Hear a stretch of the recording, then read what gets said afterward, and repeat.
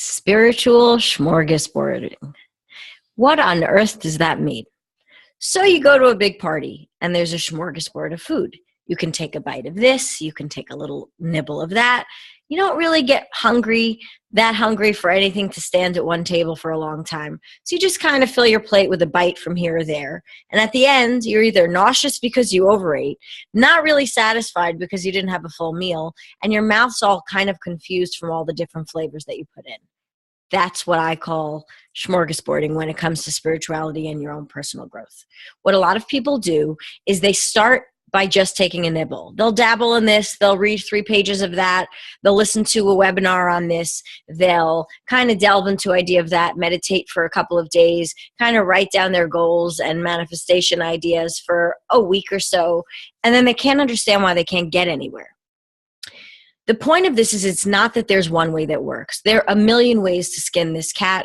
There are endless books on the subject. There are multiple coaches and mentors and advisors and gurus and leaders that you can then go follow. But at the end of the day, the answer is inside of you. And until you're ready to commit to your own growth and your own change and figure out what way you're going to start with and stick to it for a while and see what happens, that's the only way you're going to get anywhere. Because what we do is we let some steam out of the pot. We will meditate for a couple of days or start using the languaging of someone that you've been following, or you read a book and you're blown away and you start to embody the ideas, but not to the point where it really lands. It just becomes another act or label that you're wearing just to belong to another community after you left a place of being where you didn't want to be. And then you're still not listening to your inner voice. You're still not finding out what inside you calls to you to find a new answer, to find a new path, whether it's in relationships or career or your own self-relationship and your own self-love. So I'm imploring you to stop going to the smorgasbord. Pick one style for right now and just dive in. Even if it just means figuring out where you are right now and allowing yourself to sit in that, to understand where you've come from until now. What has gotten you here? What are the habits and patterns that keep showing up in your life, in your mindset, in what you're thinking, in what you bring into your life, and figure out what in that you want to change. What do you want instead?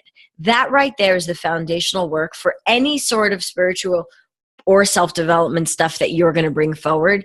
Until you find out where you are and decide where you want to go, the rest is just icing on the cake. And what it's going to do is just confuse you further, make you feel more broken, which nobody's broken to begin with, and keep you further from getting on your route to your path without listening to all these conflicting ideas or having so many voices in your head that you forget to listen to your own.